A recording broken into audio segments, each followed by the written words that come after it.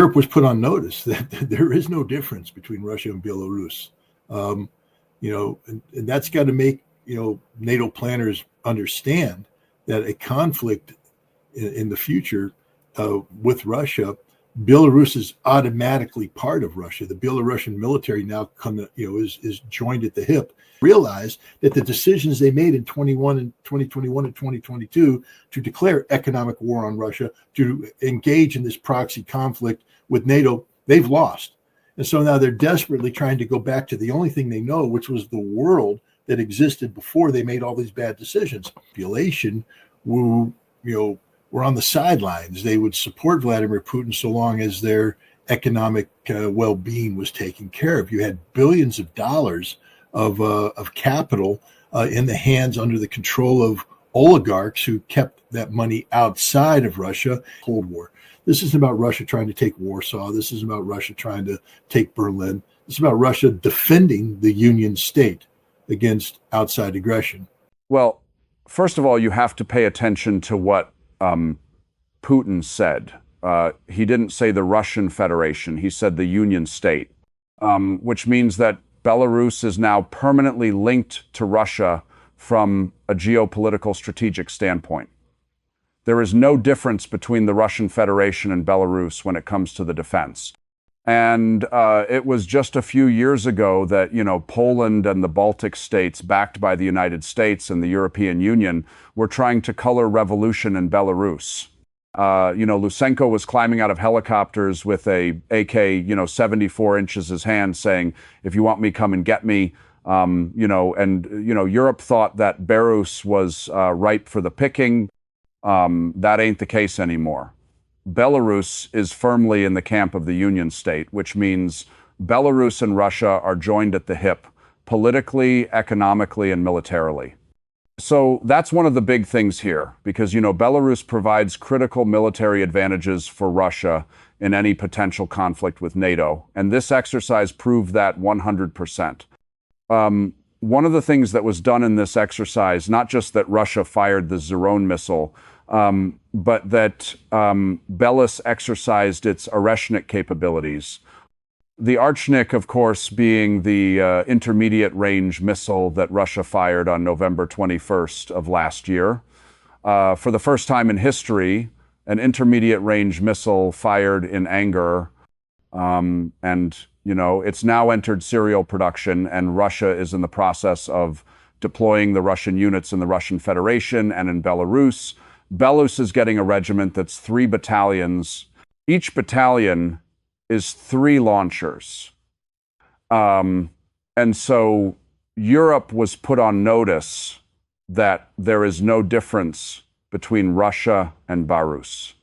And that's got to make, NATO planners understand that a conflict in the future with Russia, Belarus, is automatically part of Russia. The Russian military now is joined at the hip.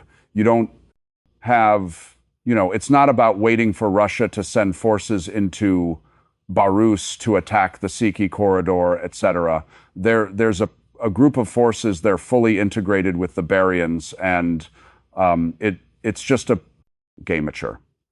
But the other thing that Putin's talked about is the priority on sovereignty. The Russians aren't here. This is a defensive operation. This is about Russia doing what's necessary to defend its sovereignty. So a clear signal was sent that this isn't the exercise, March on the Rhine, that people used to fear back in the Cold War. This isn't about Russia trying to take Warsaw. This isn't about Russia trying to take Berlin. It's about Russia defending the Union state against outside aggression, NATO aggression. It's the clearest signal possible that Russia, cannot be beaten, but is not looking for a fight. I spent 23 years scripting military exercises for JC and SOCOM. So these were on a much smaller scale, but the same principles apply. What the purpose of these kinds of exercises is to basically ensure that the communications between different units, and in this case, not just different units, but different countries, is effective, that they can talk to one another, that they can relay orders back and forth, that they can actually take action together. So it involves it's sort of a test run to make sure that in the event that something real world happens, they could actually carry out the missions that they do. I did a brief stint while at CIA and Covert Action, which was a information operation. Now this is back in the Stone Age, okay? We didn't have social media. We had to actually do, if you're going to put out a video, you had actually had to get a camcorder or some official camera with Kodak film to go film it. The written word, it was in newspapers, magazines, but we were able to insert stories and create narratives. And the narratives had a very specific purpose to shape public opinion. Well, now we're seeing that in steroids. So just the other day, we saw Keith Kellogg insisting that, oh, Russia's losing, Ukraine's winning. I mean, it'd be funny if it wasn't involving the deaths of actually tens of thousands of Ukrainians on a monthly basis.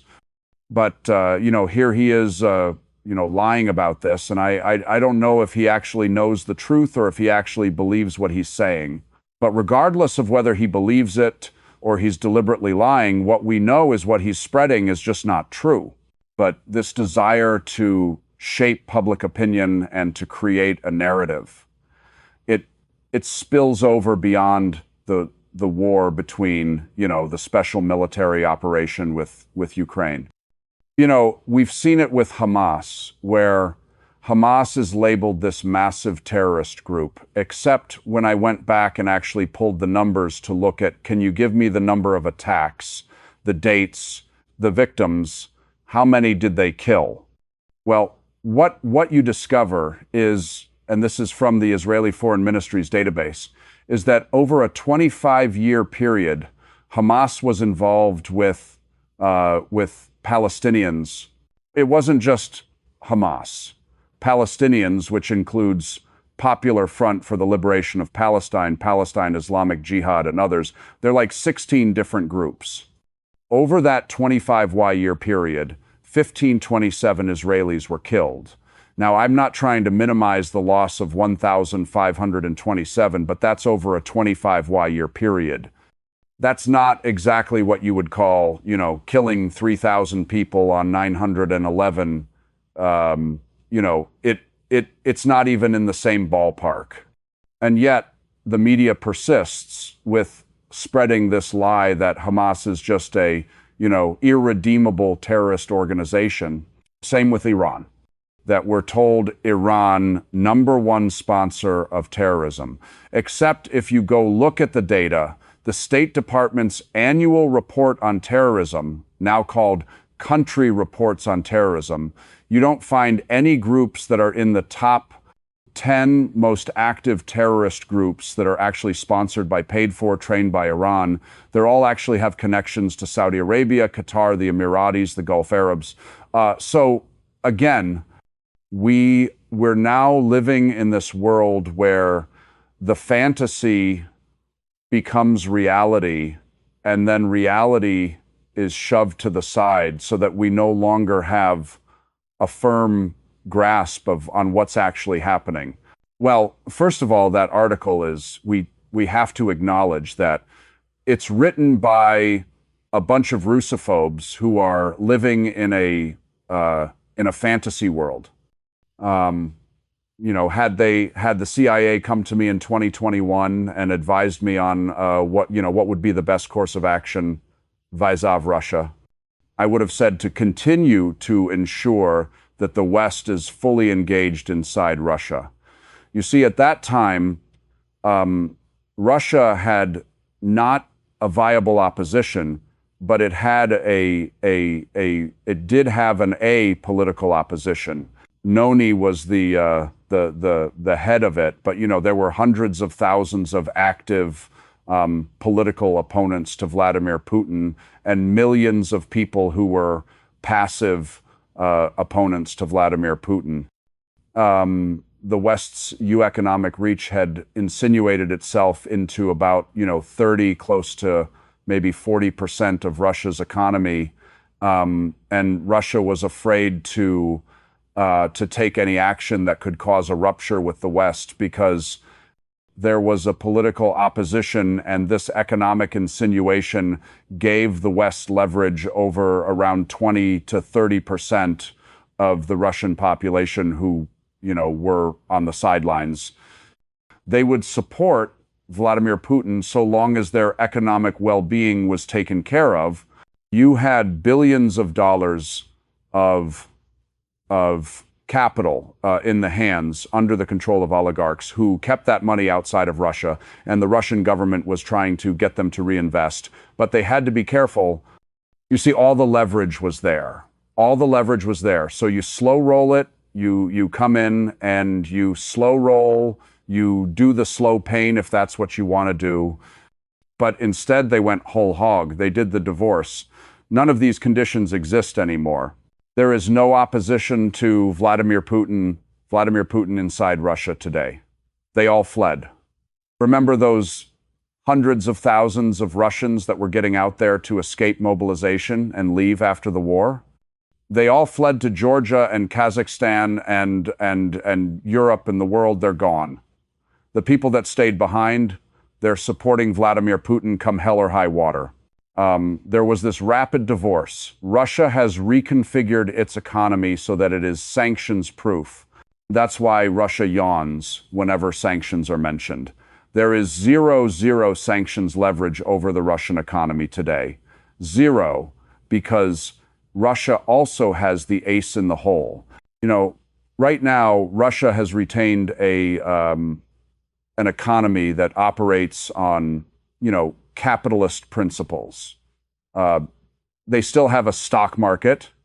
They still talk about interest rates and all the same things we talk about here in the West. Russia worried about inflation rates and all that. But if need, Russia can play the economic mobilization card.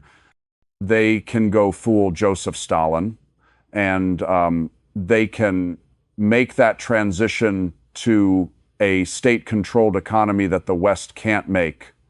Russia could do it overnight because almost every major Russian enterprise now is a joint stock company where the government has a significant play and they can just take it over instantly.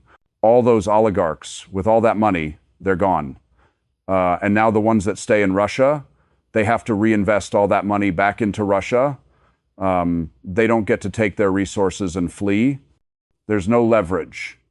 Russia has written off its foreign reserves, meaning that they understand that the West is nothing but a bank robber, that these hundreds of billions of dollars that Russia had parked as part of the global economic system, they don't expect to get that back. They've already adjusted that.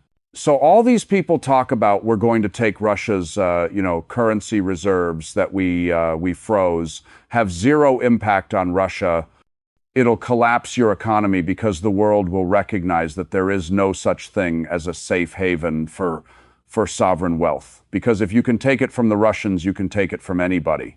And so that's the end of currency, reserve, status, etc. Nothing. Those people wrote in that article can happen. Russia's already made the adjustments.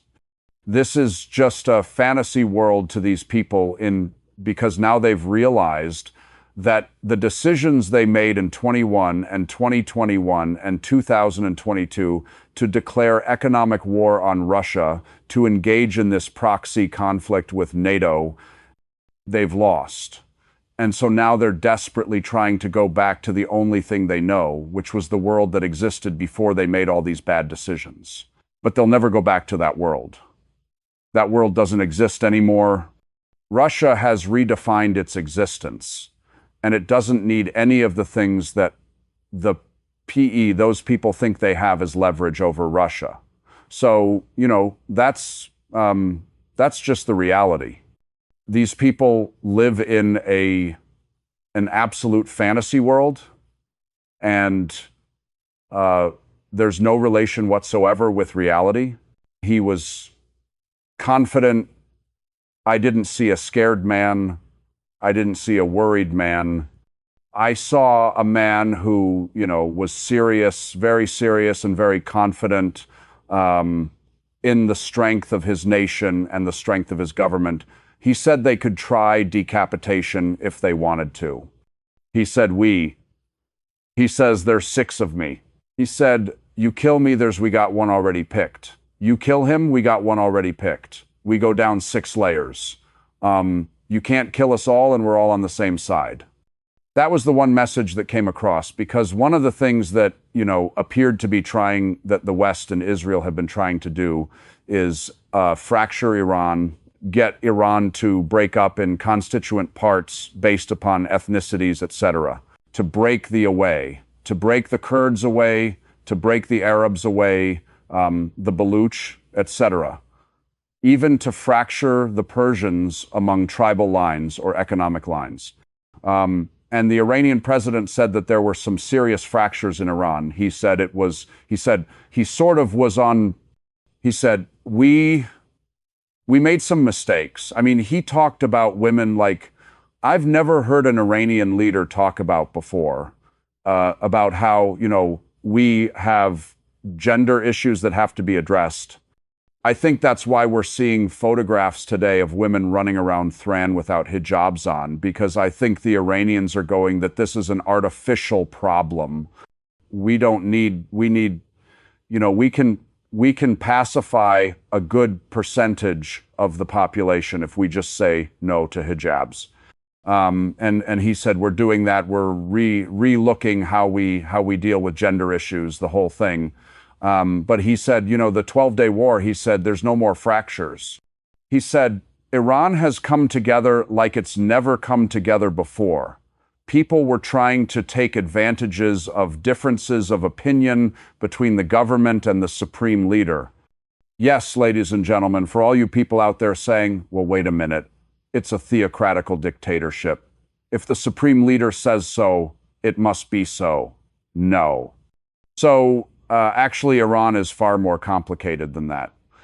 There's got a parliament that was elected by the people. They got a constitution. There's things that happen. And the president is actually very influential and very powerful, by the way. And yes, there were differences between the president and the supreme leader. Not anymore. He says they are on the same sheet of music. Everybody is marching to the same tune. Anybody that thinks they're going to, take advantage of Iran and break it up needs to think again. And this is why I don't think there's going to be a war. Because one thing I learned about the Israelis is they can have the worst policy in the world, and they do. But they're not stupid. They're not stupid about the world they live in. And the Israelis have deep insights into Iran. Deep insights. And they may have, anybody who was intimately knowledgeable of Iran. I don't want to put you in a spot, but would you, before the 12-day war, I bet you had, I would bet a dime to a dollar that you saw fractures between the Iranian president and the leadership, and you were seeing fractures in Iranian society. A lot of criticism towards the Iranian president coming from the parliament. You saw that, I saw that. And I wasn't dismissive of it. I don't think you were either, because it's reflective of reality, and it creates uncertainty. The Israelis saw the same thing. So you can't blame the Israelis into believing that if they could facilitate certain actions inside Iran, that Iran was susceptible to fracturing. But those same people now, Iran's been super glued together. And I mean, this is high quality super glue. It ain't going away. And the Israelis know this. The Israelis aren't very good at self-deception. They do things because they are confident in outcomes. They're willing to lie about things. They're willing to commit crimes. But underneath the Israelis, at the end of the day, are realists, very much so. And I think the realists who are advising Netanyahu about Iran are telling him and telling the MSAD leaders The MSAD is very well plugged into Iran, saying the conditions that we were hoping would manifest themselves during the 12-day war back in June, they no longer exist. In fact, if we try, it's going to backfire on us. So Netanyahu says a lot of things for political reason, for political posture, and the statements that he made against, about why would he make that statement? You have to ask yourself, why would he come out in a cartoon-like manner? They got big missiles, they fly 8,000 miles, they can hit Mar-a-Lago. They're going to target you, Donnie, baby, you in Mar-a-Lago, that place you like down in Florida. They're going to hit you with this big missile, this big-ass missile. I mean, it was stupid. Stupid. Why would he do that?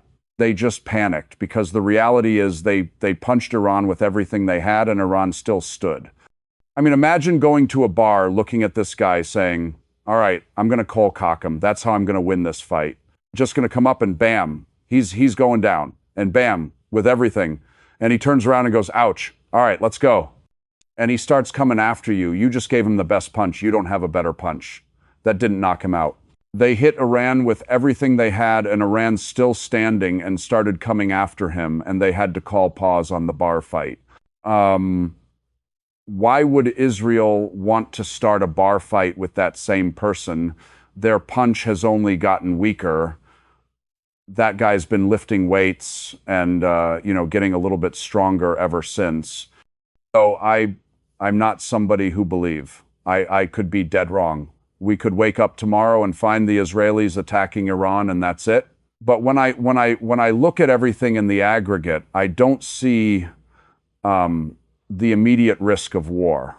Netanyahu is a political animal, and his only path to political viability is continued conflict. The moment's there peace, the Israelis will turn on him in a heartbeat, have him arrested, put on trial for corruption, for other crimes too.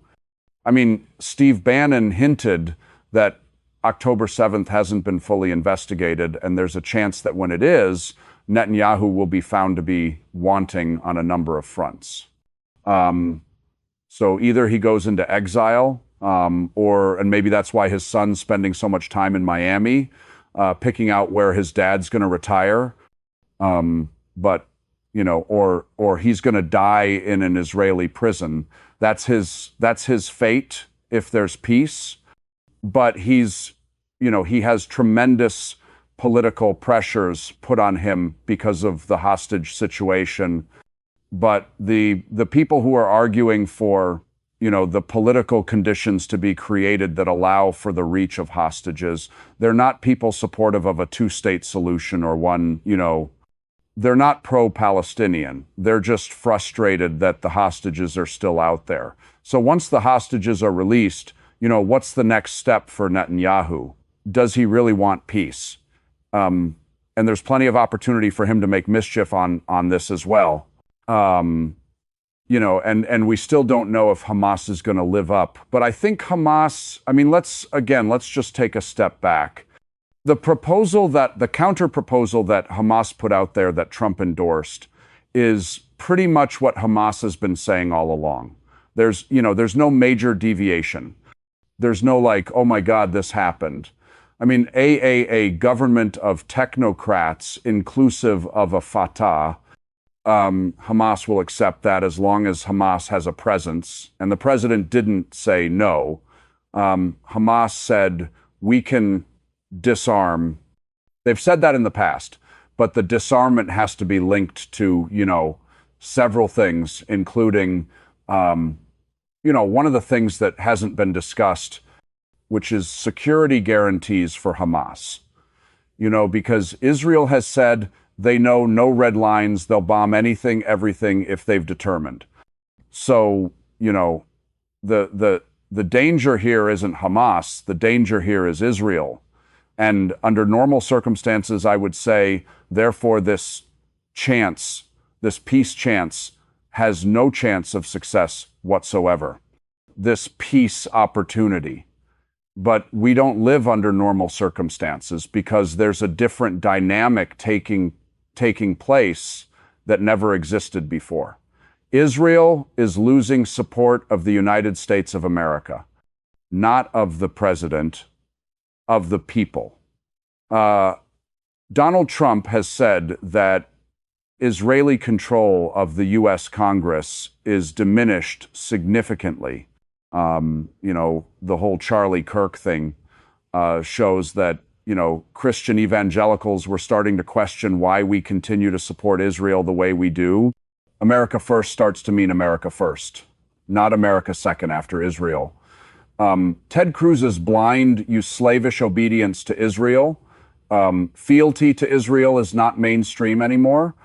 The idea of an American senator saying, I joined the Senate to serve Israel, that doesn't fly very well in an America first environment. And this isn't, chipping away at a solid granite edifice.